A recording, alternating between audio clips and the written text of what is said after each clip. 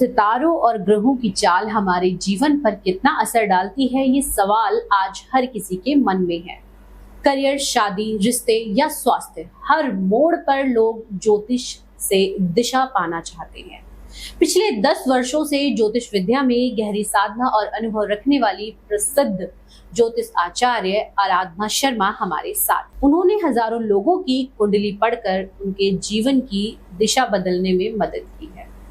आज हम उनसे जानेंगे कि किस तरह ग्रह नक्षत्र हमारी किस्मत लिखते हैं, विज्ञान और ज्योतिष में कितना तालमेल है और भविष्य की सटीक राह कौन सी है। नमस्कार मैम, स्वागत करते हैं आपका। जी आराधना शर्मा जी, सबसे पहले हम आपके जीवन के बारे में जानना चाहेंगे, क्योंकि वैसे तो आप खुद एस्ट्रोलॉजर हैं और ये सवाल आपसे ज़रूर बनता है कि हम किसी एक प्रोफेशन को चुन लेते हैं। जैसे आपने एस्ट्रो को चुना, आपने ज्योतिष को चुना। सो बचपन से ही आपका सपना था कि आप एस्ट्रोलॉजर बनेंगी, या किसी घटना ने या किसी कोई ऐसा कारण कि आप ज्योतिष की दुनिया में आपने पैर रखा और इसको अपने प्रोफेशन में ही ढाल लिया? जी, thank you so much for inviting me. मैं ये बताऊंगी कि घटना सच में हुई थी। अच्छा। मेरे एक रिलेटिव को कैंसर पेशेंट थे, वो कैंसर डायग्नोज हुआ। जैसे हम लोग आम हिंदुस्तान में करते ही हैं कि डॉक्टरी अपना ट्रीटमेंट तो ले ही रहे हैं डॉक्टर्स से, लेकिन साथ के साथ जैसे कि कोई हमारे नॉन पंडित हैं, एस्ट्रोलॉजर है, उनसे पूछ लिया, कंसल्ट कर लिया।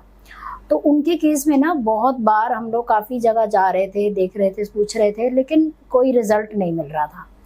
तो एक तो उसी समय मेरे अंदर से ये मोटिवेशन आया कि ऐसे कैसे हम किसी एक के पास जाते हैं, वो कहता है पुखराज पहन लो, दूसरे के पास जाते हैं वो कहते हैं नहीं ये वाला रत्न पहन लो, तीसरे के पास जाते हैं वो कहते हैं ये पूजा करो। लाखों रुपए उनके अगर उनके इलाज पे लग रहे थे, तो साथ के साथ साइड बाय साइड मतलब इस चीज पे भी जा रहे थे, बट कहीं कोई रिजल्ट नहीं कर रहे थे कि रिजल्ट नहीं मिल रहा था। फ्यूचर में क्या होने वाला है। अच्छा, मैं आपसे जानना चाहूंगी कि कैंसर जैसी जो बीमारी होती है उससे व्यक्ति पहले से ही डरा हुआ होता है, फिर वो किसी एस्ट्रोलॉजर के पास जाता है इस उम्मीद में कि शायद उनको फायदा हो।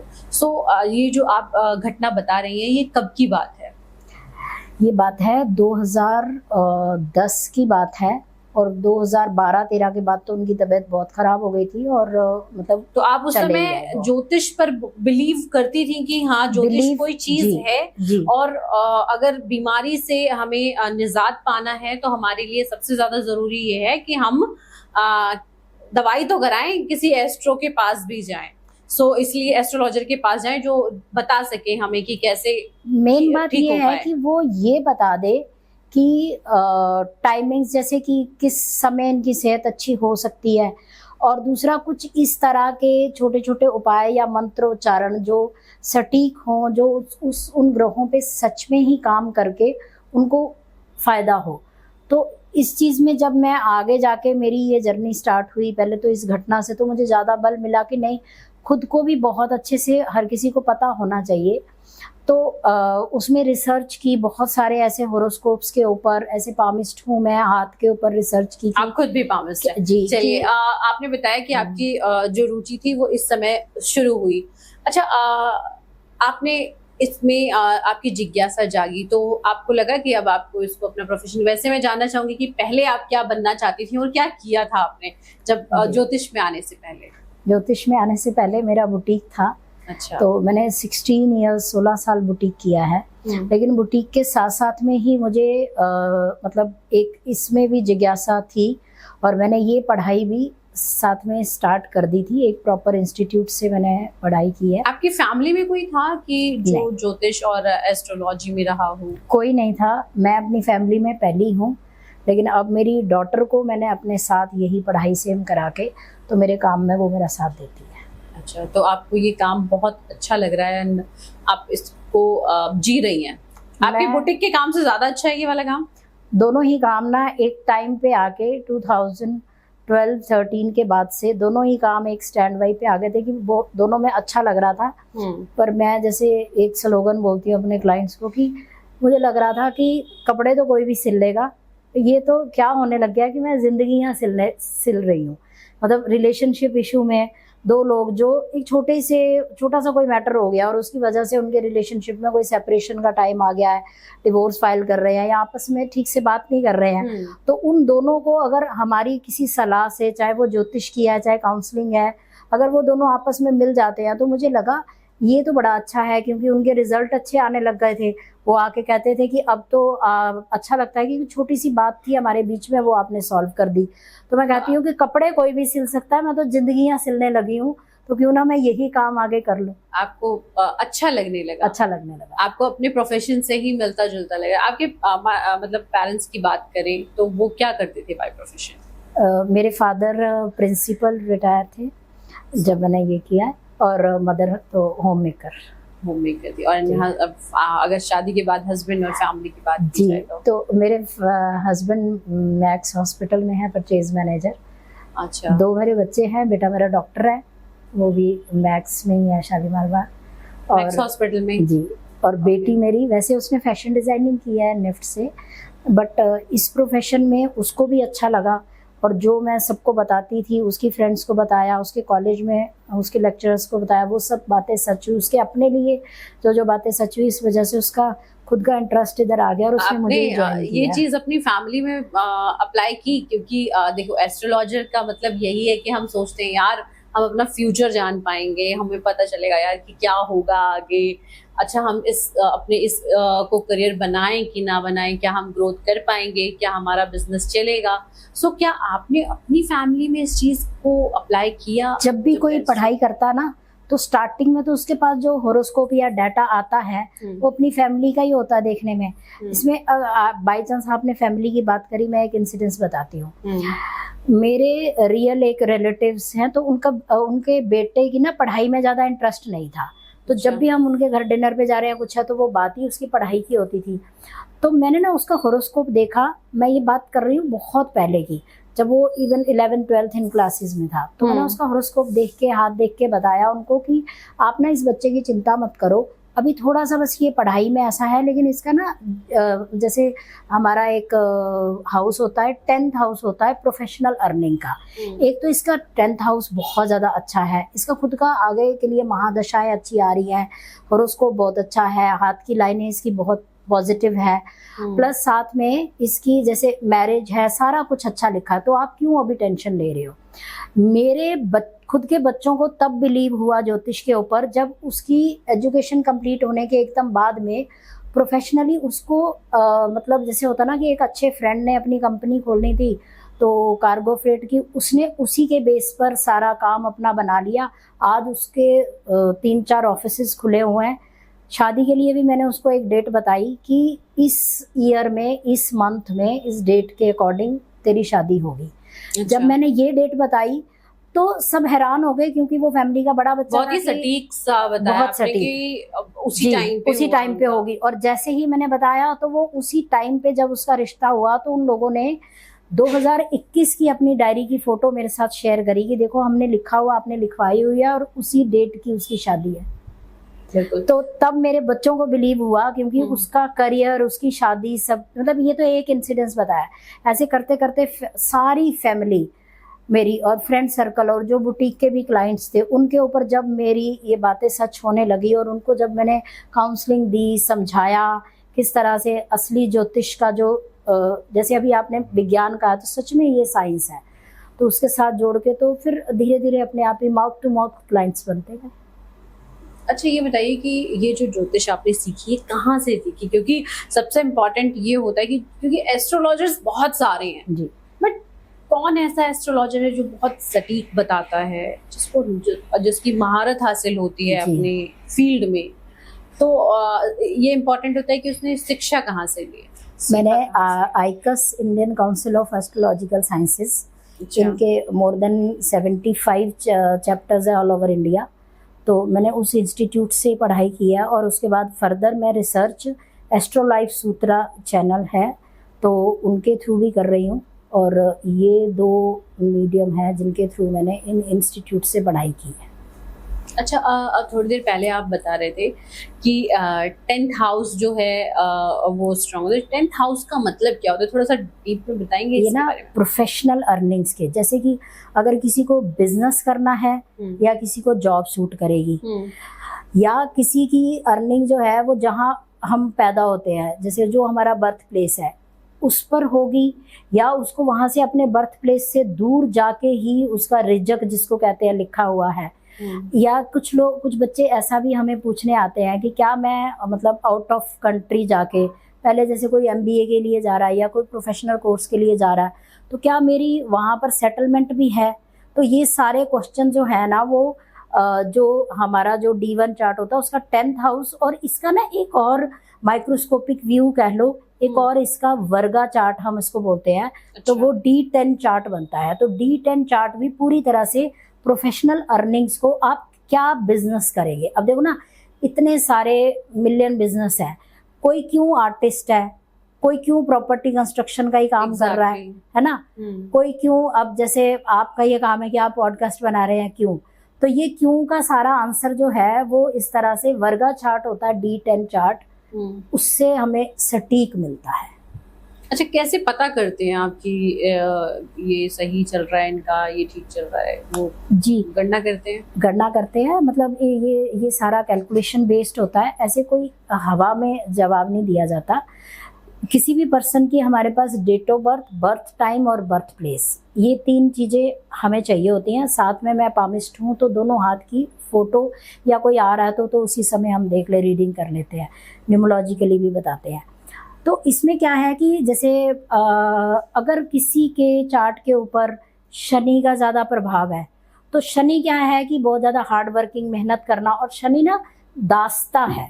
तो क्यों आपने किसी के अंडर काम करना है, तो वो, अब शनि बहुत अच्छा है तो आप किसी कंपनी के बहुत अच्छे मैनेजर लेवल पर हो सकते हैं, जनरल मैनेजर, लेकिन जा तो रहे हैं ना, किसी के अंडर काम कर रहे हैं ना, वो विजन तो किसी और का है, तो वो शनि हो गया। अगर किसी का सूर्य बहुत अच्छा है तो हम कहते हैं कि ये है जिनको पॉलिटिक्स में भी जा सकते हैं, गवर्नमेंट, जैसे अब किसी ने IAS IPS कुछ भी बनना तो वो पूछते हैं, तो जहाँ सन अच्छा होगा, सूर्य अच्छा होगा, वो हो गया। किसी का मरकरी बहुत अच्छा है, मरकरी के साथ साथ में जैसे जुपिटर वेल्थ है, पैसा भी तो कहीं से आएगा। तो इन सब का अच्छे ग्रहों का इफेक्ट आ रहा है, तो हम कहते हैं कि इनको बिजनेस करवा दो, ये बिजनेस में जा सकते हैं। वो भी बिजनेस में अगर वीनस बहुत अच्छा, शुक्र बहुत अच्छा है, तो वो कपड़े से रिलेटेड, कॉस्मेटिक इंडस्ट्री है और इन सब से रिलेटेड खाने पीने का अच्छा काम कर सकते हैं। मंगल अच्छा है तो आप प्रॉपर्टी से रिलेटेड अच्छा काम कर सकते हो। तो ये ना डिफरेंट डिफरेंट ग्रहों की हमें गणना करनी होती है, उनकी कैलकुलेशन करके, और कैसी प्लेसिंग है, ग्रह किस राशि में बैठा है, किस भाव में बैठा है, किस नक्षत्र में बैठा है, जो आपका 10th लॉर्ड है, मतलब जो प्रोफेशनल अर्निंग का जो 10th हाउस का जो लॉर्ड है, मालिक है, वो खुद किस हाउस में बैठ के कैसा संबंध बना रहा है। अब एक एस्ट्रोलॉजर के लिए पूछें कि इन्होंने ये क्यों ऐसी पढ़ाई पढ़ी और क्यों सबको बता रहे हैं, तो जहाँ 8th हाउस होता है, 8वां घर होता है सडन अप्स एंड डाउन्स का। तो 8वां घर ये भी होता है कि जब हम कहते हैं कि कुछ हम जमीन के नीचे का, मतलब कुछ परतें खोल के अंदर से कुछ डिग डीप इनटू बोलते हैं ना, कि वो है। अब 8वें घर का जहाँ संबंध 10वें घर से कुछ अच्छा बन जाएगा, या उसका लॉर्ड वहाँ 8वें घर के ऊपर दृष्टि दे देगा, या बुध शुक्र का ऐसे संबंध अच्छा बन जाएगा, तो एक पर्सन के लिए बहुत इजी होता है कि इधर ऑकल्ट साइंसेस में जाना, जहाँ जाके ना वो सबको बताएंगे, सामने वाले को उनका समझ भी आएगा बताया हुआ, और प्लस साथ में उनकी प्रोफेशनल अर्निंग लिखी भी वहीं से ही है। अच्छा, इस तरीके से पता चल सकता है। अच्छा, अगर किसी के 10th हाउस में कोई इश्यू हो, कोई प्रॉब्लम चल रहा, तो उसका समाधान कैसे किया जाए? क्योंकि हम 10th हाउस के बारे में बात करें तो समाधान बहुत ज़रूरी है। लोग बीमारी तो जान जाते हैं, लेकिन बीमारी से निजात कैसे पाया जाए, ये सबसे ज़्यादा इम्पोर्टेंट पार्ट होता है। सो अगर 10th हाउस को ठीक करना हो, 10th हाउस पे अगर जैसे मैलेफिक प्लैनेट्स कहते हैं हम लोग, जैसे उनकी एनर्जी कहीं आ रही है, शनि, राहु केतु एक्सेस में है, तो क्या होता है कि थोड़ी सी छोटी छोटी रेमेडीज करा के, अब केतु का इफेक्ट है तो हम वहाँ पर कहते हैं कि चींटियों को भुना हुआ आटा, बूरा चीनी मिक्स करके ये खिलाओ, रोज जाओ रोज खिलाओ और आपको फायदा रिजल्ट मिलेगा, मिलेगा उसको। रिजल्ट मिलेगा। प्लस जैसे उनसे रिलेटेड मंत्रास होते हैं वो हम बता देते हैं कि ये मंत्र का जाप करो आप। साथ में अगर जैसे शनि का इफेक्ट है तो हम कहते हैं कि शनि क्या है कि अगर वो आपके काम पे कुछ अच्छा नहीं कर रहा, पिछले जन्मों में हो सकता है आपने अपने काम को टेक फॉर ग्रांटेड लिया हो, तो इस जन्म में फिर वो कहते हैं ना कि वही वापस मिलता है आपको। अब अगर आप किसी को एम्प्लॉयमेंट दिलवा दें, आप किसी की हेल्प कर दें कि तेरे को जॉब की ज़रूरत है, मेरी जान पहचान यहाँ है तो ये यहाँ कर दो, ये शनि का सबसे बड़ा उपाय होता है। किसी मतलब को अगर आप किसी की जॉब लगवा रहे हैं अपने सोर्स से, तो वो भी आपको कहीं ना कहीं फलित रहेगा। बहुत बड़ा शनि का उपाय है जो मैं करवाती हूँ। क्योंकि अच्छा। आप प्रोफेशनल अर्निंग में उतना अच्छा नहीं, बहुत मेहनत कर रहे हैं, इतने हार्ड वर्क के बाद भी आप ही को डिलेज मिल रहे हैं, आप ही के काम नहीं बन रहे हैं।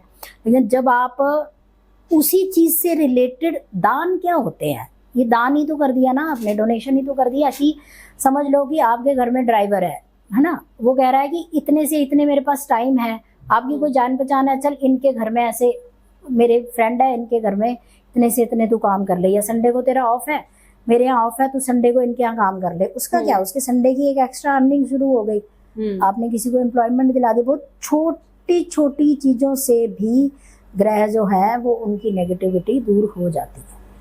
मैंने खुद ने कोई स्टोन नहीं पहने हो, ना हम रिकमेंड करते हैं। जिस इंस्टीट्यूट से हमने पढ़ाई करी है, कभी किसी टीचर के हाथ में हमने ये स्टोन्स नहीं देखे।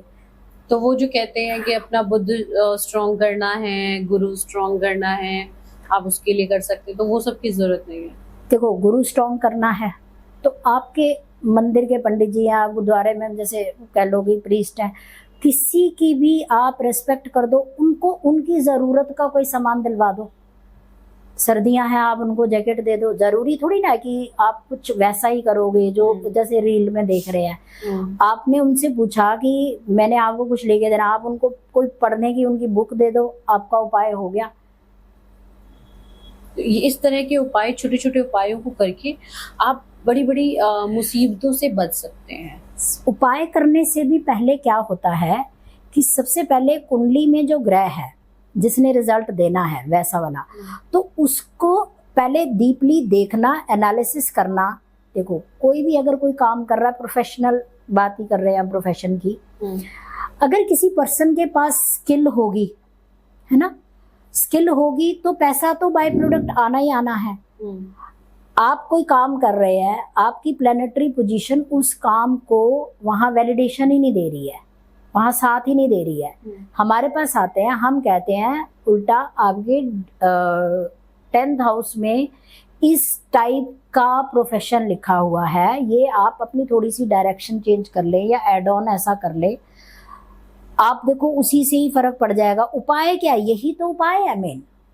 बिल्कुल। अगर किसी के पास स्किल है तो उसको तो देखो, गलियों में भी लोग ढूंढ के आ जाएंगे कि भाई ये काम कराना, फलाना बंदा इस चीज का अच्छा काम करता है, तो वो थोड़ी ना किसी के पास गया, लेकिन उसके पास स्किल है जो कि सिर्फ उसी के पास है, तो ढूंढ ढूंढ के लोग आएंगे। हम यही तो कहते हैं, गलती कहाँ पर हो रही है, गलती यहाँ पर हो रही है। अब एक जैसे आप सोचो कि किसी के फादर का, दादा का कोई काम चलता आ रहा है, उस बच्चे का हॉरोस्कोप दिखाया ही नहीं और उस बच्चे को गल्ले पे बिठा दिया। अब उसके सारे ग्रह जो है वो चर राशियों में है, या चर नक्षत्र भी होते हैं ऐसे कि भाई वो एक जगह स्टिल बैठ के इतने घंटे, सुबह 10-11 बजे शॉप खोल के रात को 9-10 बजे शॉप बढ़ा के जा रहा है, वो बच्चा उस नेचर का है ही नहीं है। जबकि उसके ग्रह ऐसे कह रहे हैं कि इसको तो उल्टा कुछ कहीं बाहर जाना चाहिए, कोई और काम करना चाहिए। जब आप उसकी मर्जी का काम करवाएंगे तो कैसे एक्स फैक्टर होगा, तो कैसे नहीं सामने वाला जो उसको प्रोग्रेस मिलेगी, सक्सेस मिलेगी। बिल्कुल। अच्छा, अभी आप 8th हाउस के बारे में बता रहे थे, तो ये 8th हाउस की प्रॉब्लम्स क्या है उसके बारे में भी थोड़ा सा बताइए। 8th हाउस ऐसे होता है, देखो अभी रिसेंटली बात करते हैं, लोग जैसे हिमाचल घूमने गए, उत्तराखंड घूमने गए हैं, बंदा घर से खुशी खुशी घूमने गया है, ठीक है, और वहां पर अचानक से क्लाउड बस्ट हो गया और गाड़ी भी बह गई, पूरी फैमिली बह गई, एक बंदा बच गया। या अभी जैसे अभी ये इंसिडेंस हुआ था प्लेन क्रैश वाला, यहाँ 8th हाउस आता है। आप खुशी खुशी तैयार हो गए, एयरपोर्ट पहुंचे हैं, फ्लाइट में बैठे हैं, फ्लाइट में कुछ हो गया, आप खुशी खुशी घर से घूमने गए हैं, तो सडन जो आपके साथ जो एकदम से ही सडन, या फिर आप कौन बनेगा करोड़पति में गए हैं, सडनली आपको धन मिल गया, ऐसा नहीं है वो खराब ही देगा, वो कुछ भी अच्छा हो सकता है अचानक से और कुछ भी बुरा हो सकता है 8th हाउस के प्रभाव से। लेकिन अगर अच्छा हो रहा है तो वो किस वजह से हो रहा है, और अगर बुरा हो रहा है तो वो किस वजह से हो रहा है? वजह पहली बात तो ये है कि 8th हाउस ऐसे अपना रिजल्ट नहीं देगा सडन। अगर 8th हाउस का कनेक्शन लगना लॉर्ड बोलते हैं ascendant, I me my self, मतलब मेरा अपना आप, जो मेन मुझे इस जन्म के लिए मिला है, अगर उसके साथ जिस हाउस का बहुत ज्यादा कनेक्टिविटी हो जाए और महादशा अंतरदशा भी वैसी आ जाए, जैसे विंशोत्री बोलते हैं 120 साल की महादशा चलती है, तो अगर महादशा भी चल रही है, अंतरदशा भी चल रही है, फिर होता गोचर आज का ट्रांजिट ग्रहों का। इस समय जैसे शनि 2.5 साल एक राशि में रहता, गुरु एक राशि में 1 साल, राहु केतु तकरीबन 18 महीने, अगर ऐसे ये सारे ग्रह मिलके महादशा अंतरदशा भी चल रही है, कुछ 8th हाउस का लगन लॉर्ड से भी कनेक्शन बन रहा है, लगना से भी कनेक्शन बन रहा है, गोचर भी वैसा सही आ गया कि गोचर भी ये कह रहा है कि 8th हाउस में कुछ हो सकता है, तभी उसी के साथ ऐसी इंसिडेंस होगा, चाहे वो अच्छा होगा चाहे खराब होगा। अच्छा तब हो जाएगा जब 8th लॉर्ड 8th में ही बैठा है, 8वें घर का लॉर्ड 8वें में ही बैठा। हम कहते हैं इनको हेरिडिटरी प्रॉपर्टी भी मिल जाएगी, इनको ससुराल की प्रॉपर्टी भी मिल जाएगी, क्योंकि ससुराल से भी मतलब अनअर्न्ड मनी जिस तरह से कह लो मिलना है, वो उनको अचानक ही मिलता है, वो अच्छा मिल जाता है। तो अच्छे के लिए ये है कि लॉर्ड वहां पर बैठा हो। कुछ शुभ ग्रह होते हैं, जैसे कि जुपिटर है, गुरु हो गया आपका, बुध हो गया, चंद्रमा हो गया, शुक्र हो गया, इनकी दृष्टि भी आ रही है, शुभ ग्रह है, उन्होंने शुभ ही देना है, अगर वो वहां रिजल्ट दे रहे हैं तो वो शुभ करेंगे। हाँ, वहां पर मंगल, केतु, शनि, राहु, सूर्य, इनका इफेक्ट आ रहा है तो वो सडन प्रॉब्लम भी दे देंगे। लेकिन ऐसा नहीं है कि कोई अपनी कुंडली में 6 महीने पढ़ के ये देख ले कि मेरा कोई ग्रह यहाँ पर बैठा है तो ये गलत कर देगा। मैं फिर दोहरा रही हूँ कि महादशा अंतरदशा हो, गोचर भी 8वें घर के अकॉर्डिंग फेवरेबल ना हो, और प्लस लगन के साथ लगना लॉर्ड में कुछ ऐसा हो, फिर एक ना मतलब हम लोग ना एवरी बर्थ ईयर पे, मतलब अपने बर्थडे पे हम बनाते हैं कुंडली, उसको बोलते हैं वर्षफल। जी, हम बर्थडे पे जाने से पहले मेरे मन में एक सवाल, वर्षफल मैं बताती हूँ आपको, वर्षफल पे उस साल में 8वें घर की मुंथा आ जाए, वो भी 8वें घर को एक्टिव कर दे और वो मुंथा लॉर्ड लगन लॉर्ड के साथ संबंध बना ले, उन लोगों के साथ होगा गलत। अच्छा, अभी आपने महादशा और अंतरदशा के बारे में बताया, तो महादशा और ये अंतरदशा है क्या और किन कारणों से होता है और इसमें इसके इफेक्ट क्या पड़ते हैं, इसके बारे में बताएं। देखो, महादशा अंतरदशा, जैसे मैंने बोला कि जो भी बच्चा पैदा होता है, जिस समय उसका बर्थ हुआ तो चंद्रमा जिस नक्षत्र में है उसकी एक कैलकुलेशन गणना करके उस नक्षत्र का जो लॉर्ड होगा, समझ लो हम ऐसे लेते हैं कि उत्तराषाढ़ा नक्षत्र है तो उसका जो स्वामी है वो सूर्य है, तो उस बच्चे को चंद्रमा, क्योंकि उत्तराषाढ़ा नक्षत्र में उसका स्वामी सूर्य है, तो उस बच्चे को सबसे पहली जो महादशा मिलेगी वो सूर्य की मिलेगी। ऐसे सूर्य का अपना टाइम होगा, उसके बाद चंद्रमा का अपना टाइम होगा, ऐसे ऐसे करते करते फिर उसके बाद मंगल की महादशा आएगी, फिर राहु की आएगी, फिर ऐसे उसके बाद जुपिटर की आएगी, जुपिटर के बाद उसकी शनि की आएगी, फिर मरकरी की आएगी, केतु की आएगी, ऐसे ऐसे ऐसे ना सबका अपना एक ईयर होते हैं।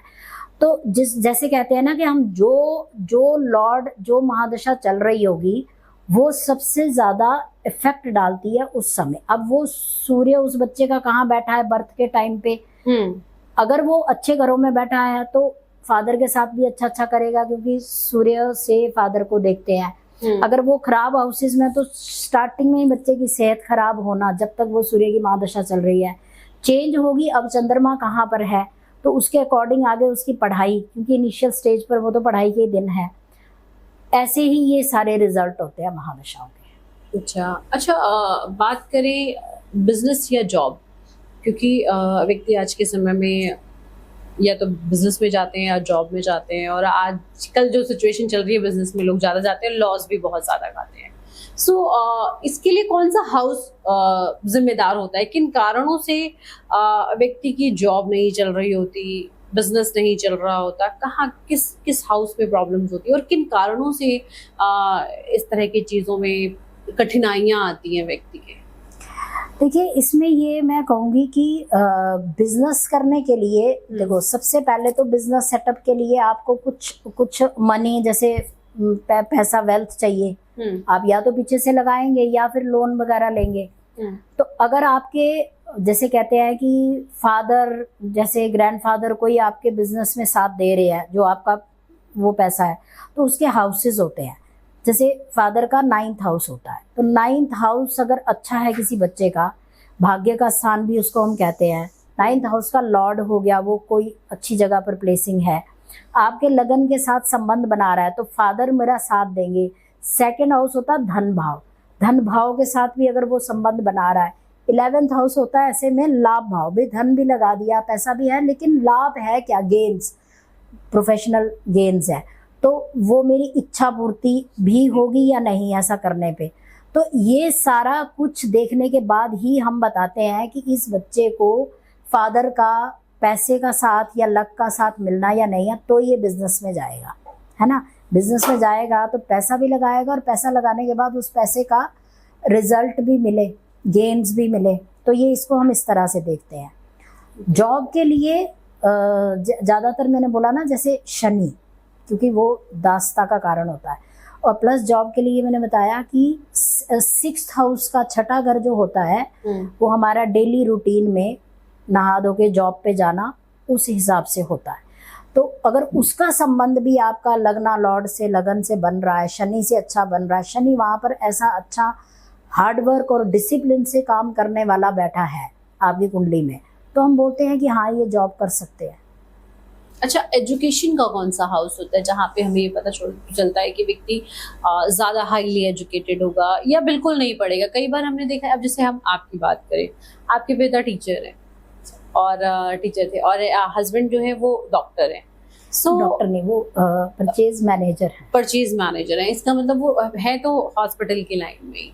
और आप, क्योंकि एक जो पेरेंट्स होते हैं, जो टीचर होते हैं, टीचर वाले जो पेरेंट्स होते हैं, उनका ये होता है कि यार बच्चे किसी ऐसी फील्ड में जाएं जहाँ एजुकेशन से रिलेटेड हो, जैसा वो खुद हैं वैसा वो चाहेंगे। लेकिन आपने अपना प्रोफेशन अलग चुन लिया, आपने बुटीक को चुना, आपने फैशन को चुना। ये किस वजह से होता है? हो सकता है आपके पिता ज्यादा एजुकेटेड हो आपके कंपेयर में, तो ऐसा हमने कई बार देखा है कि माँ बाप तो पढ़े लिखे हैं, बच्चा नहीं पढ़ पाया, और ऐसा बहुत रेयर होता है, क्योंकि ये सोचने वाली बात होती है कि यार बच्चा तो हमारा इतना बड़ा हुआ है और माँ बाप इतने पढ़े हुए हैं और बच्चा नहीं पढ़ पाया। माँ बाप की पहली ड्यूटी अपने बच्चे को पढ़ाने में होती है। किन कारणों से होता है एजुकेशन का?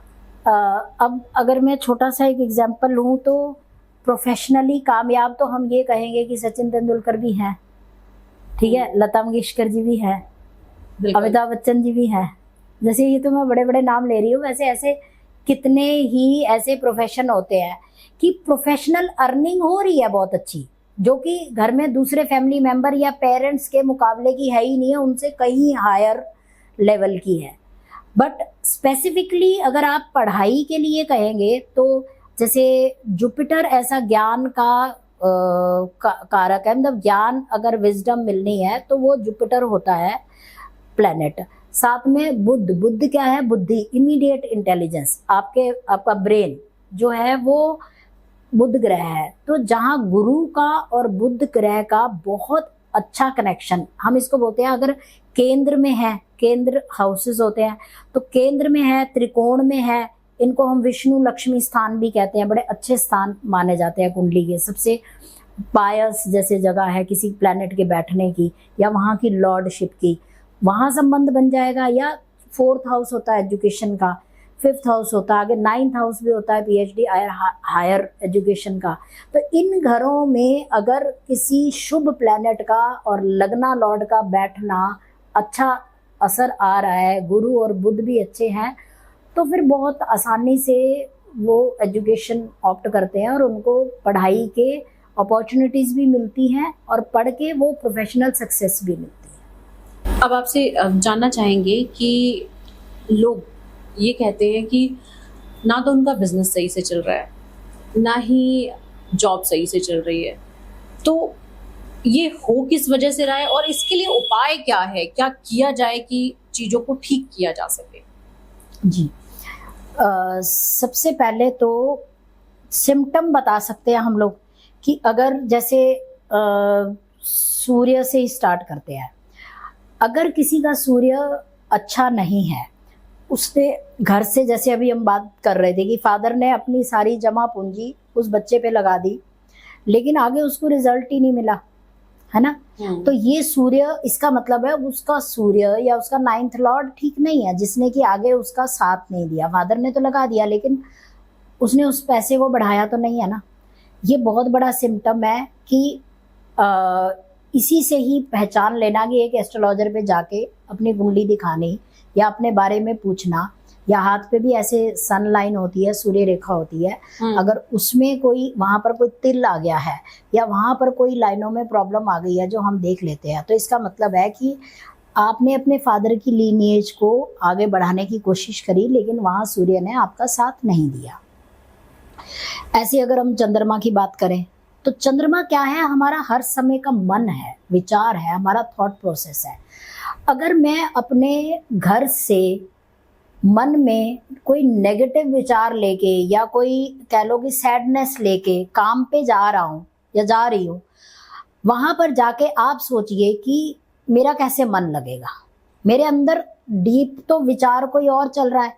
अब बॉस ने मुझे काम दे दिया, ये फाइल दे दी, कीजिए आप ये काम कीजिए, मेरे अंदर बैक ऑफ द माइंड या मेरे माइंड में ओवर थिंकिंग कह लो कि किसी और विचार की चल रही है, मैं उस काम पे कैसे कंसंट्रेट करूंगा ना, नहीं हो पाएगा। तो इसलिए हम बस, ये सिम्टम हमारे लिए बहुत बड़ा है कि आपको ओवर थिंकिंग हो रही है, एंजाइटी हो रही है, ठीक है, डिप्रेशन फील कर रहे हो, लोनलीनेस फील कर रहे हो, इसका मतलब है कि आपका चंद्रमा ठीक नहीं है, उसकी प्लेसिंग, उसके ऊपर कोई ब्लेमिश जरूर है किसी ग्रह का।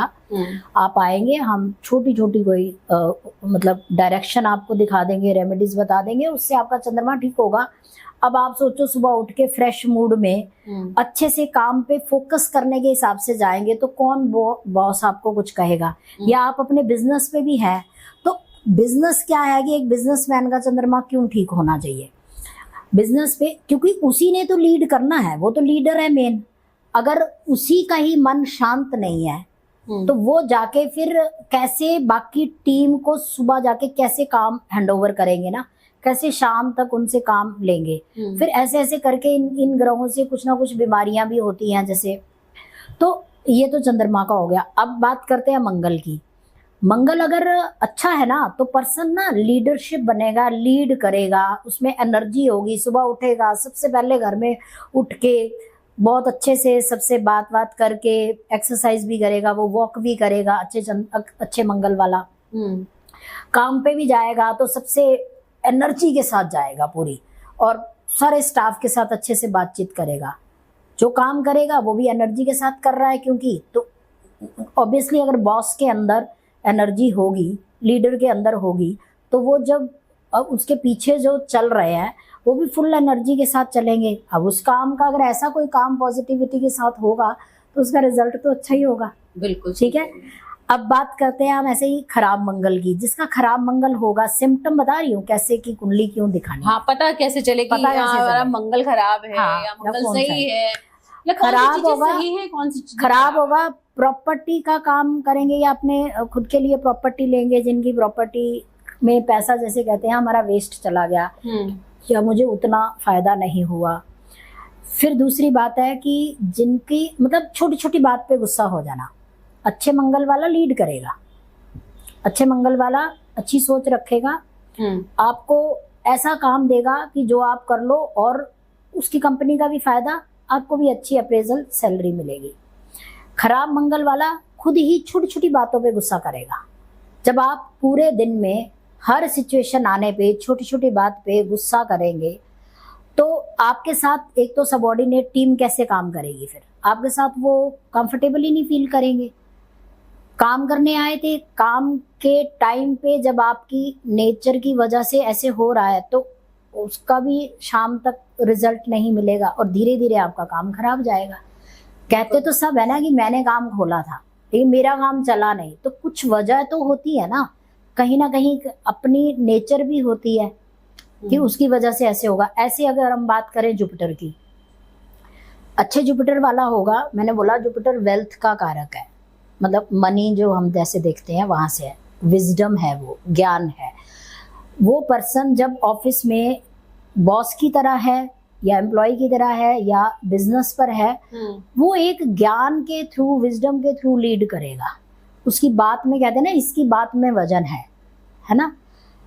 लेकिन अगर वही वो पर्सन ही खुद ही ऐसा होगा कि उसको उस काम के बारे में नॉलेज ही नहीं है, तो जब खुद के अंदर नॉलेज नहीं होगी तो आप एम्प्लॉयज से कैसे काम करवाओगे? मुश्किल हो जाएगा, मुश्किल हो जाएगी। तो ऐसे ही होता है, जैसे अब बुध है, मरकरी है, आप खुद सोचिए, किसी भी ऑफिस को ऐसे इमेजिन करो या कोई बिजनेस पे ऐसे इमेजिन करो।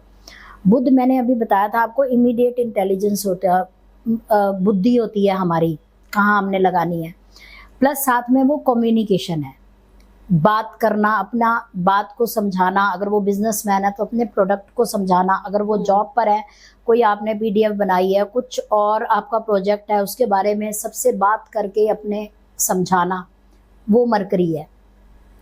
अगर किसी का खराब मरकरी होगा तो पहली तो बात है कि उसको जैसे चीजें भूल जानी, या उस समय टाइम पे वो बात याद नहीं आनी जब मौका है, जब आप एक स्पीच दे रहे हो या आप किसी को समझा रहे हो, टाइम पे याद नहीं आनी, शाम को जाके याद आएगा कि ओहो मैं ऐसा भी बोल देता, है ना।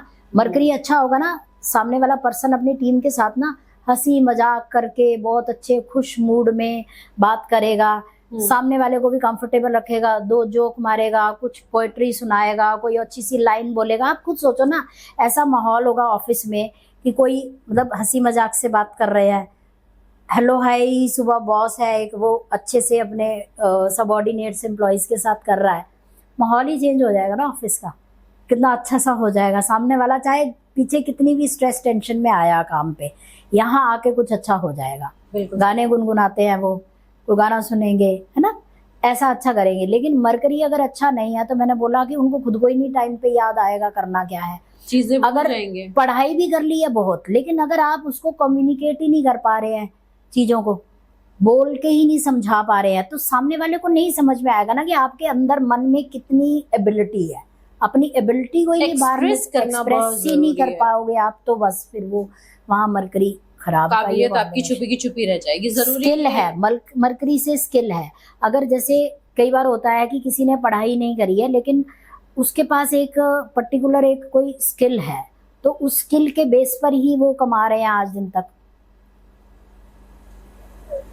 एक और भी है कि कैसे आप रिलेशनशिप्स में, संबंधों में आप कैसे अच्छे चल सकते हो या कंफ्यूजन के साथ चल सकते हो।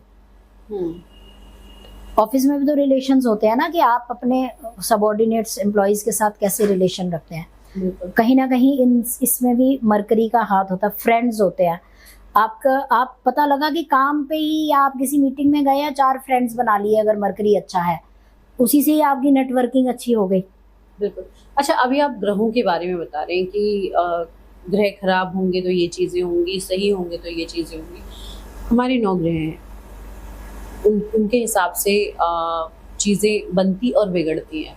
तो ग्रहों को स्ट्रॉन्ग कैसे किया जाए, क्योंकि अगर ग्रह खराब हैं तो जाहिर सी बात है कि उसका इम्पैक्ट तो गलत ही होगा जी।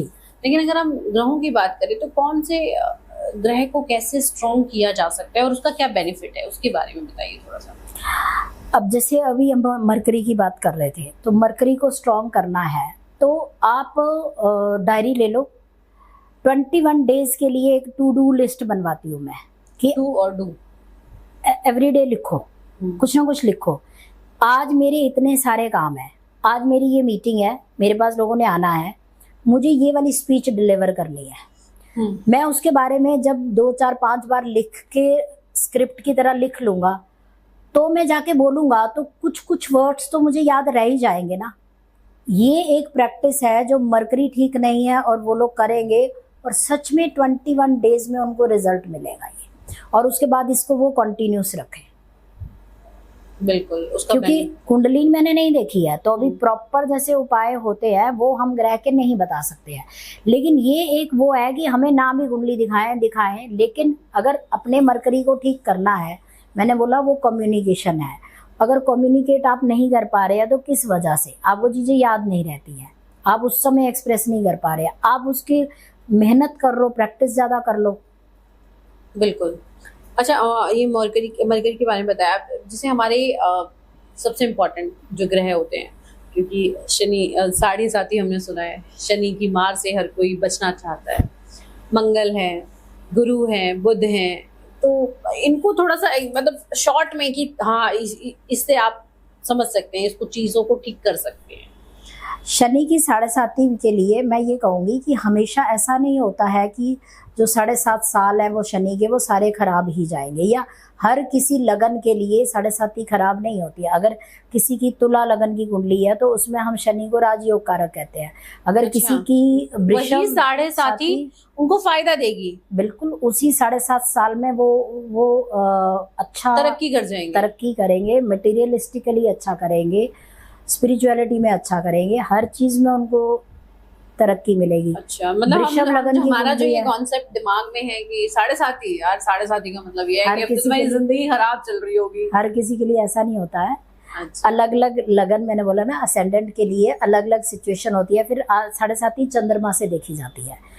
चंद्रमा जिस राशि में है उस राशि से एक भाव पहले जब ट्रांजिट का, गोचर का शनि आ जाएगा तब 7.5 स्टार्ट होती है। लेकिन इसको भी फिर हम चंद्रमा किस डिग्री पर है उस डिग्री से प्रॉपर कैलकुलेट करके बताते हैं कि क्या राशि चेंज करने पर 7.5 स्टार्ट भी हुई है या नहीं है। फिर मध्य 7.5 कहते हैं जब बिल्कुल चंद्रमा के ऊपर से शनि का ट्रांजिट जा रहा होता है। और जो जिसको हम उतरती या लास्ट चरण की 7.5 कहते हैं, तो वो चंद्रमा से एक भाव आगे जब शनि का गोचर होता है तब वो 7.5 का लास्ट फेज चल रहा होता है।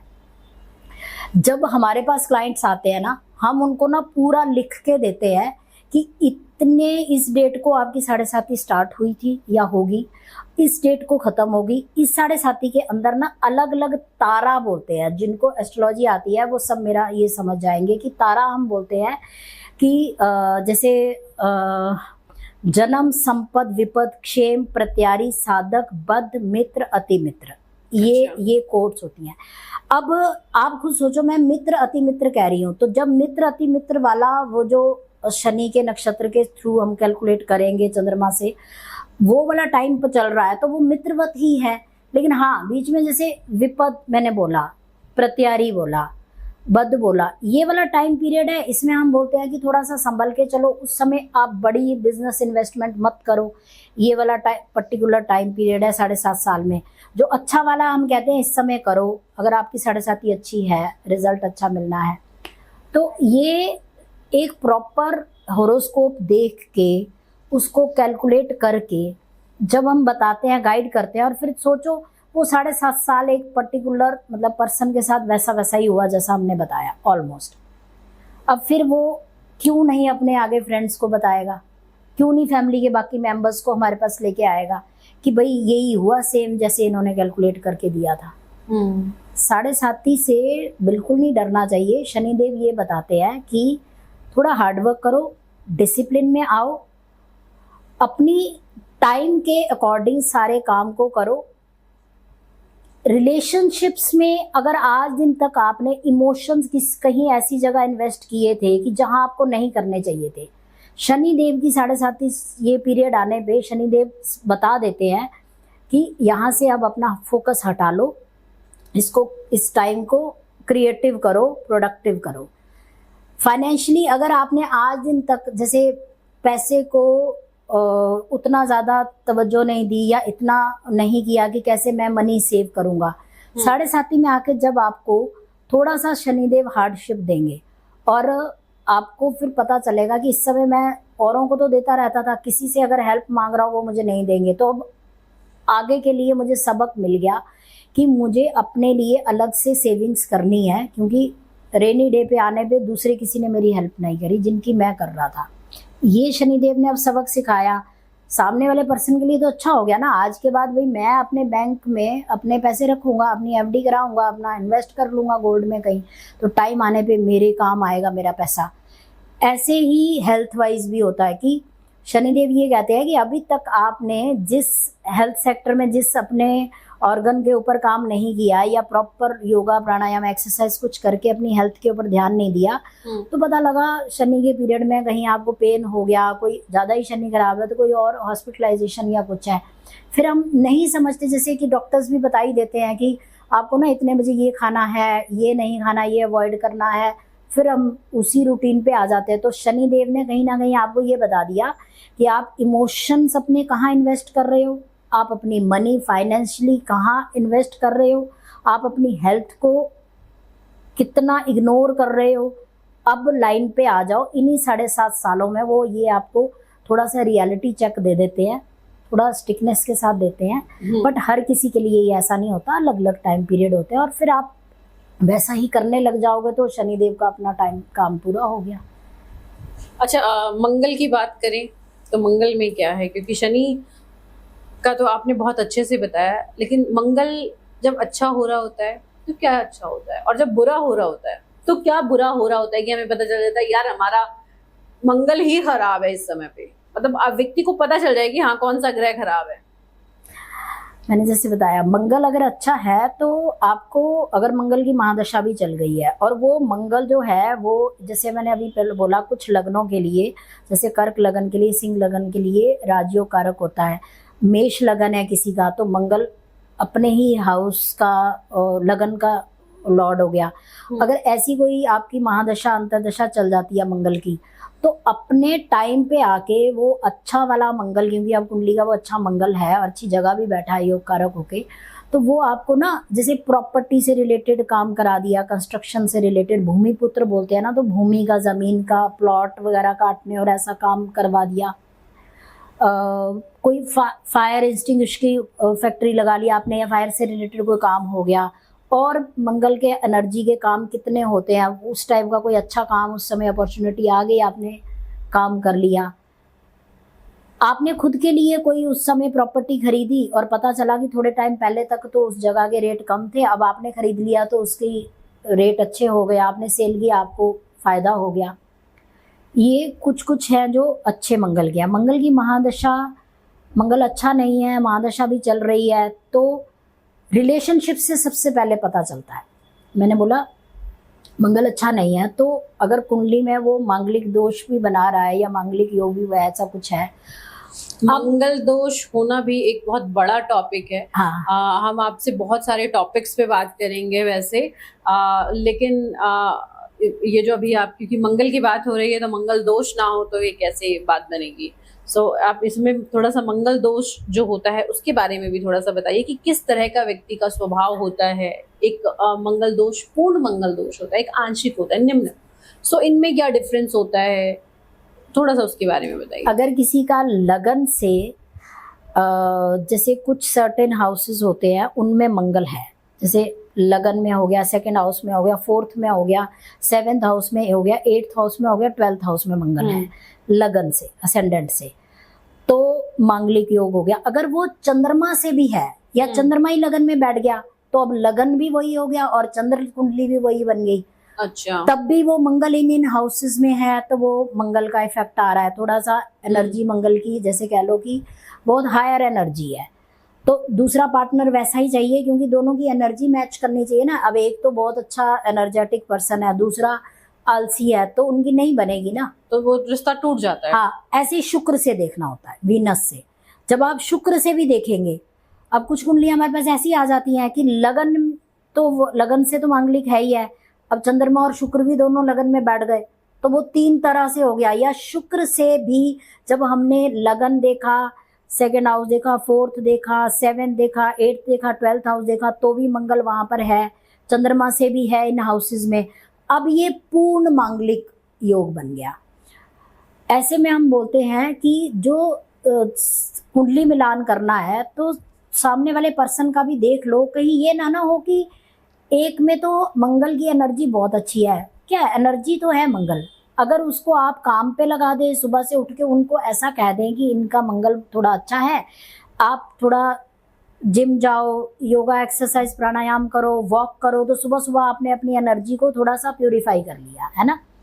खाली ना बैठो ऐसे लोग, क्योंकि एनर्जी बहुत है। फिर पार्टनर भी कुछ एनर्जेटिक, आप जब कुंडली देखते हैं तो बहुत अच्छे से ध्यान से हम 110 में से गुण मिलान करते हैं।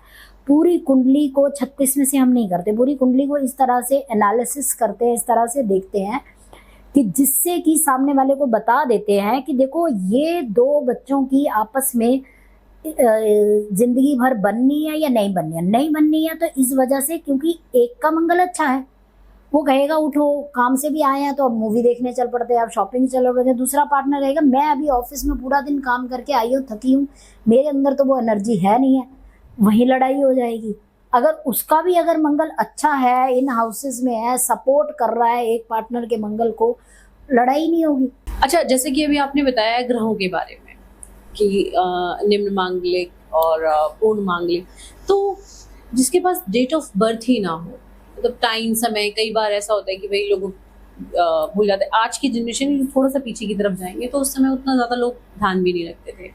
सो उन लोगों की कुंडली के बारे में आप कैसे बताएंगे? एक तो मैंने बोला कि रिलेशनशिप में अगर इशू आ रहे हैं तो हम सिम्टम से भी तो पकड़ लेते हैं ना कि इनके बीच में क्या दिक्कत है भाई। अच्छा, मान लीजिए कि किसी मांगलिक और नॉन मांगलिक की शादी हो गई है और आप ये चाहते हैं कि भैया उसके रिश्ते को बचाया जाए, तो जबकि पॉसिबल नहीं है। यही गाइडेंस देती हूँ मैं जब मेरे पास आते हैं, तो मैं बोलती हूँ कि अगर कुंडली की डिटेल्स नहीं है, चलो मैंने भी लैपटॉप नहीं खोला, बात करते हैं, सिचुएशन क्या बन रही है ना।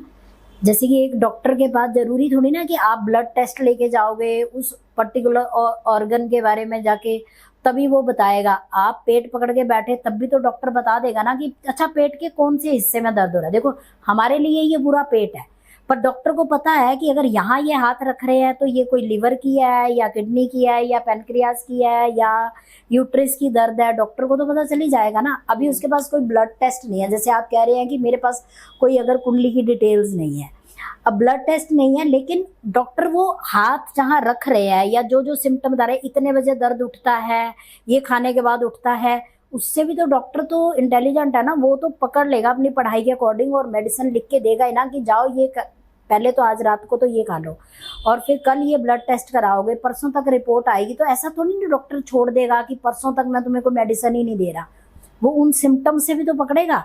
सेम ऐसे ही एस्ट्रोलॉजी होती है। पहली तो बात है कि हाथ तो आपका अपना ही है, तो पामिस्ट्री से मुझे हेल्प मिलती है कि पामिस्ट्री में जो जैसे मंगल के दो स्थान होते हैं, यहाँ पर हो गया और इसको हम निमन मंगल कहते हैं, तो ये दो जगह पर कहीं तिल आ गया या कोई ऐसे लाइंस आ गई जो हमारे अकॉर्डिंग ठीक नहीं है, तो भी हम देख लेंगे कि इसका मंगल ठीक नहीं है। फिर शादी के रिलेशनशिप का मंगल के बारे में बता रहे हैं, यहाँ पे या यहाँ पे तिल नहीं होना चाहिए। हाँ, तो अगर तिल यहाँ भी नहीं होना चाहिए, तिल तो देखो हाथ में कहीं पर भी नहीं होना चाहिए, लेकिन तिल को शुभ माना जाता है, हाथ पे हथेली में बिल्कुल नहीं माना जाता। ऐसा नहीं है। जब हमारे पास जब क्लाइंट्स आते हैं हम उनको बता देते हैं। पीछे मेरे पास ना एक बहुत ही यंग आए थे, 32 की एज थी, उनकी हार्ट लाइन पे ये हार्ट लाइन है, हार्ट लाइन पे तिल बना हुआ था और बाई चांस वो एज भी वही थी। तो मैंने छूटते ही सबसे पहले तो उनको ये बोला कि आप ना अपने हार्ट के टेस्ट कराओ। वो मुझे कहते हैं कि मैं तो बहुत फिट हूँ। मैंने कहा फिर भी करवाओ। उनकी सिस्टर उनको लेके आई हुई थी साथ में, तो वो बोली कि नहीं जब ये कह रहे हैं तो करवा लेते हैं। जब उन्होंने जाके हार्ट के टेस्ट कराए तो डॉक्टर ने बोला कि अरे ये आपने मतलब कैसे क्या सिम्टम आया कि जो आप दिखाने आए। उन्होंने बोला सिम्टम कोई नहीं आया, हम तो एक एस्ट्रोलॉजर पे गए थे तो उन्होंने बोला कि टेस्ट करा लो, यहाँ पर तिल है, बहुत ब्लैक है और बिल्कुल अपने प्राइम पर है इस समय की एज के अकॉर्डिंग। उन्होंने बोला 90% ब्लॉकेज है आपके हार्ट में, ये तो उन्होंने आपको बचा लिया। ये मैं एक सिम्टम बता रही हूँ। अगर हमारे पास कोई आते हैं नहीं है ना कुंडली, एक तो जब कोई आके बैठता है या कोई क्वेश्चन पूछता है तो हम प्रश्न कुंडली लगाते हैं, हर एस्ट्रोलॉजर लगाता है। प्रश्न कुंडली के अकॉर्डिंग बता देते हैं कि इस समय बाय चांस आपने प्रश्न क्यों पूछा। ऊपर से यूनिवर्स कह लो कि क्या कहना चाह रहा है कि जो इस समय आप आए हैं। प्रश्न कुंडली की भी प्रॉपर एक पढ़ाई होती है, वो हमने की हुई है, उसके अकॉर्डिंग बता देते हैं। दूसरा सिम्टम से बता देते हैं। तीसरा उनके हाथ की रेखा से बता देते हैं। चौथा, नहीं है उनको डेट ऑफ बर्थ पता। लेकिन आज की डेट में ना आधार कार्ड तो सबके पास है। जिस दिन आप आधार कार्ड बनवाने गए उस दिन की कोई तो आधार कार्ड पे डेट ऑफ बर्थ लिखी है। न्यूमोलॉजिकली आपका वो नंबर एक्टिव हो गया आधार कार्ड पर। ओके, तो वो आप उसकी एनर्जी चल रही है, मैं उसको भी मानती हूँ। और उसके थ्रू मैंने कई केस सॉल्व किए हैं। छोटा सा इंसिडेंस इसके ऊपर मैं बताती हूँ न्यूमोलॉजी का। मेरे पास एक क्वेश्चन आया किसी का, उनको पता था कि ये प्रश्न कुंडली लगाती है। मेरी प्रश्न कुंडली में उस दिन राहु जब बहुत एक्टिव आता है ना, लगन से संबंध बना रहा है, लग्नेश से संबंध बना रहा है, लगन को कहीं से देख रहा है, तो वो ये होता है कि किसी तरह की कोई कंफ्यूजन हुई है। मैंने उनको बोला कि आपकी ये जो डेट ऑफ बर्थ उन्होंने बोला मेरे पास कोई कुंडली की डिटेल्स नहीं है, कोई मुझे पता ही नहीं, मेरे पेरेंट्स ने लिखा नहीं था, डेट ऑफ बर्थ मतलब कुछ नहीं है। तब मैंने छूटते ही बोला, मैंने बोला आधार कार्ड? बोले आधार कार्ड है। मैंने बोला आपको ये जब से ये बिजनेस में दिक्कत आई है तो क्या ये जब आपका आधार कार्ड बना उसके बाद से आई है? कहते क्यों? मैंने कहा क्योंकि आपके आधार कार्ड में जो जैसे डिले का, शनि का इफेक्ट बहुत आ रहा है, जो डेट ऑफ बर्थ है वो कॉम्बिनेशन नंबर्स का कुछ ऐसा बन रहा है। उन्होंने इमीडिएट मेरे साथ शेयर किया कि एग्जैक्टली आधार कार्ड बनने से पहले उनका बिजनेस बहुत अच्छा चलता था। आप सही कह रहे हो। फिर सारे डॉक्यूमेंट्स के ऊपर यही नंबर चल गया, इसी की एनर्जी चल गई।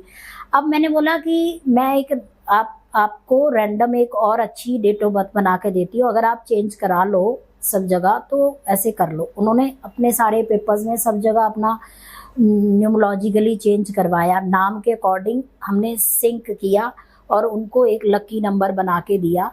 उसके बाद से दोबारा उनका बिजनेस चल गया। ऐसा भी हो सकता है? ऐसा भी हो सकता है। देखो, जब एक एस्ट्रोलॉजर पे जाते हैं ना, जब क्वेश्चन पूछते हैं ना, ये उस समय उसकी इमीडिएट अपनी समझ होती है, उसने क्या समझ लगानी है, किस तरह से आपके क्वेश्चन को लेना है। सामने वाला तो परेशान आया है, एस्ट्रोलॉजर का अपना मन शांत है, उसका उस समय दिमाग चल रहा है, और वो किस तरीके से, चाहे वो कोई भी तरीका अपनाए, पर आपकी क्वेरी को शांत करके और आपको सही गाइडेंस देके कि आप घर गए हो तो अब कल से उन्होंने रूटीन में कोई दान बता दिया, कोई मंत्रोच्चारण बता दिया, धीरे धीरे वो करना स्टार्ट किया, तो उसके बाद आपकी लाइफ अगर चेंज होगी, आपके रोज के रूटीन, डेली रूटीन के कोई काम अगर चेंज होंगे, तभी आपकी डेस्टिनी भी चेंज होगी। आप खुद सोचिए, 8th हाउस एक्टिव है, रातों रात कौन बनेगा करोड़पति चले गए, कहीं लॉटरी लग गई, तो वो तो हर किसी के साथ तो ये इंसिडेंस नहीं होता ना, किसी तो रेयर है ना, किसी के साथ होगा। तो बाकी के जितने भी हम इतने मिलियंस लोग हैं, वो क्या करें? वो जब डेली रूटीन में कोई अपने काम करने की कार्यशैली में धीरे धीरे पॉजिटिव बदलाव ला रहे हैं, सुबह उठो, नहा धो के कहीं ना कहीं कोई रिचुअल है, मंदिर, पूजा पाठ अच्छा सा वो करो, फिर उसके बाद अपना धूप अगरबत्ती अपने काम पे जलाओ, कपूर जला लो, हवन सामग्री जला लो। आजकल तो हवन कप्स भी आते हैं, मैं कहती हूँ वही जला लो, एक पॉजिटिव ऑरा आता है। आप ऑफिस की सीट पे बैठे हैं, कोई भी मंत्र है उसको 11 बार राम राम बोल लो, ओम नमः शिवाय बोल लो, या फिर पर्टिकुलर कुंडली देख के तो हम बता ही देते हैं, ये आप गद्दी पे बैठते ही करो, जिसको कहते हैं ना गद्दी सिद्ध कर लेना, अपनी वाणी सिद्ध कर लेना। बुध भी तो इससे वो अच्छा कुंडली हो जाता देख करके तो बताया जा सकता है कि आपको कौन से मंत्र का उच्चारण करना चाहिए और वो फलित होगा आपके लिए। बिल्कुल। और अगर ऐसा कुछ धीरे धीरे करते हैं आप, पॉजिटिव चेंजेस लाते, किसी को मोटिवेट ही कर दो, किसी को गुस्सा मत करो, डीमोटिवेट मत करो। आप मोटिवेट कर दोगे किसी को, कुछ हंस दोगे, किसी को कॉम्प्लीमेंट दे दोगे अच्छा सा, आपने वहां पर भी अपना शुक्र ठीक कर लिया, अपने ग्रह ठीक कर लिए। मतलब गलती से भी किसी के साथ बुरा ना करें, वो तो है ही। अच्छा, एक बात बताइए, जैसे कि अभी हम मंगल पर बात कर रहे थे, आपके पास भी लोग आते होंगे इस तरह के कि कुछ लोग तो निम्न मांगलिक हैं और कुछ उच्च मांगलिक हैं। सो इसमें सबसे ज्यादा जो प्रभाव पड़ता है वो किसके ऊपर पड़ता है, निम्न मांगलिक के ऊपर या उच्च मांगलिक के ऊपर? जैसे शादी हो गई, ऑब्वियसली उच्च मांगलिक जो होते हैं उन्हीं के ऊपर फर्क पड़ता है। लेकिन देखो, रिलेशनशिप के लिए जैसा D1 चार्ट होता है, अभी मैंने प्रोफेशनल अर्निंग के लिए बोला था ना, D10 चार्ट होता है, एक वर्गा चार्ट होता है, तो हाँ, वो होता है। तो ऐसे ही सेम शादी के लिए D9 चार्ट होता है, उसको तो जब खोलते हैं तो उसके ऊपर ही स्पाउस लिखा होता है कि अच्छी मैरिड लाइफ, मतलब मैरिज की क्वालिटी, पूरी तरह से ओनली D1 चार्ट या कह लो कि जन्म कुंडली देखकर या उसका 7वां घर या उसका मंगल देखकर नहीं होती है, ये बिल्कुल भी नहीं है। जैसे ही आप उन ग्रहों को जब D9 पे कंपेयर करेंगे, D1 चार्ट अगर बीज है तो D9 उसका फ्रूट है, किस टाइप का बीज बोया है और किस टाइप का वो फ्रूट उस उपजाऊ खेती से निकलेगा, वो D9 चार्ट है। फिर ये भी एनफ नहीं है, लगन लॉर्ड का 7th लॉर्ड के साथ क्या संबंध है भाई। अगर मैं अपनी कुंडली में अगर मैं लेके ही कुछ मैंने पिछले जन्मों में बीज ही ऐसे बोए हैं कि मेरे पास तो मीठे मीठे फ्रूट भी थे जब मैं पावर में थी, तो मैंने करेला और नीम बोया है, तो फिर अब मेरे खेत का बीज है ना, तो वो जब काट के मिलेगा तो मुझे वैसा ही तो मिलेगा जो मैं किस्मत में लिखवा के आ गई, तो वो तो मुझे खाना ही पड़ेगा ना। हाँ, ये है कि एस्ट्रोलॉजर का यहाँ ये रोल आ जाता है कि आप किसी तरीके से छोटे मोटे उनको कुछ रेमेडीज या कोई मोटिवेशन या कुछ काउंसलिंग करके उनको रोज डेली रूटीन में दोनों को अलग अलग तरह से बिजी कर दिया, क्रिएटिव कर दिया, है ना, समझा दिया क्या सिचुएशन बन रही है, तब जाके ये मांगलिक दोष ठीक हो जाता है। अच्छा, एक बात बताइए कि मंगल दोष के बारे में आप बता रही हैं, तो इसलिए मैं थोड़ा सा आपसे इसमें जानकारी लेना चाहती हूँ कि मंगल को ना पराक्रम का ग्रह माना जाता है कि बहुत पराक्रमी। अभी एनर्जी बताई ना मैंने जी, एनर्जी का। हाँ, करेज। तो एक आतंकवादी है, उसमें भी एनर्जी है, और एक आर्मी वाला है, उसमें भी एनर्जी है। सो ये किन कारणों से होता है कि वो आतंकवादी हो गया और ये देश सेवा के लिए हो गया? सबसे पहले मैंने बोला लगन होता है आई मी माई सेल्फ।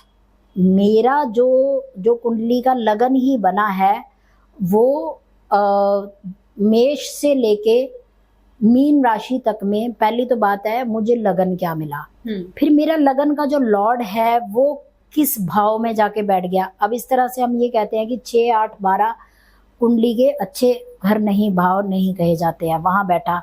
वहां बैठने के बाद भी अगर उसके ऊपर सूर्य, मंगल, राहु, केतु, शनि, इन ग्रहों का कुछ बैड इफेक्ट आ रहा है, बहुत ही डिग्री वाइज क्लोज आ रहा है, प्लस साथ में आगे के वर्ग चार्ट भी होते हैं ऐसे, उनमें भी आगे के, जैसे अभी स्पाउस के लिए D9 का ऐसे, उनमें भी वो मंगल जो है या वो लगना लॉर्ड जो है वो अगर एक बैड इन्फ्लुएंस, बैड एनर्जी ही लिए हुए है, और प्लस साथ में मेरा जो लगन है उसके ऊपर भी इन ग्रहों का इफेक्ट आ रहा है।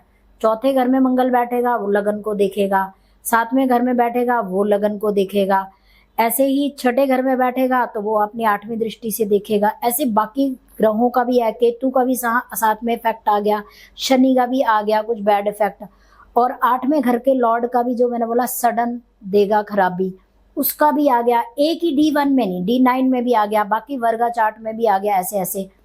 प्लस साथ में अब जैसे माँ का कारक होता है, कहते हैं ना पहली गुरु माँ होती है, माँ का कारक होता है, माँ का हाउस होता है 4th, माँ का कारक होता है चंद्रमा।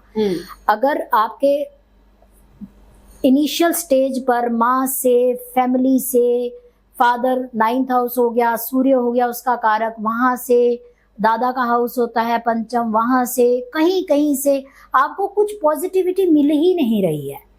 एक आपके लगन को, लगन लॉर्ड को कहीं से भी कोई पॉजिटिविटी मिल नहीं रही है। गुरु ग्रह एक ऐसा कहा जाता है कि अगर वो कहीं से लगन में संबंध बना ले तो वो एक गंगा जल के छिट्टे की तरह माना जाता है कि जो कुछ भी हुआ है पिछले जन्मों में, बट लास्ट में कुछ आपने अच्छा कर दिया शरीर छोड़ते समय पिछले किसी जन्म में, तो गुरु आपको अच्छी जगह पे मिल गया कि उसने बाकी जो ये नेगेटिव हाउसेज या नेगेटिव मैंने बताया उनके ऊपर अपनी दृष्टि दे दी या वहां बैठ गया, तो उसने सब कुछ संभाल लिया, सिचुएशन संभाली। जब ऐसा कहीं भी कुछ नहीं मिल रहा है तो जाके पर्सन का जो ब्रेन है वो किसी दूसरे से इन्फ्लुएंस्ड हो जाएगा। टेररिस्ट क्या है कि बच्चा जो है वो शुरू में ही किसी दूसरे की नेगेटिविटी से इन्फ्लुएंस हो गया, अपना घर छोड़ के चला गया, है ना। घर छोड़ के तो कितने ही ऐसे संत हैं जो गए हैं, लेकिन वो तो संतों की टोली में चले गए, आश्रमों में चले गए, उन्होंने तो पढ़ाई कर ली,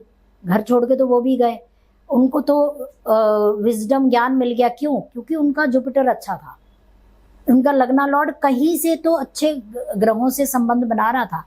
जब कहीं से भी अच्छे ग्रहों से संबंध ना आएगा, तब कोई पर्सन जो है वो इतनी टॉक्सिसिटी पे जाएगा।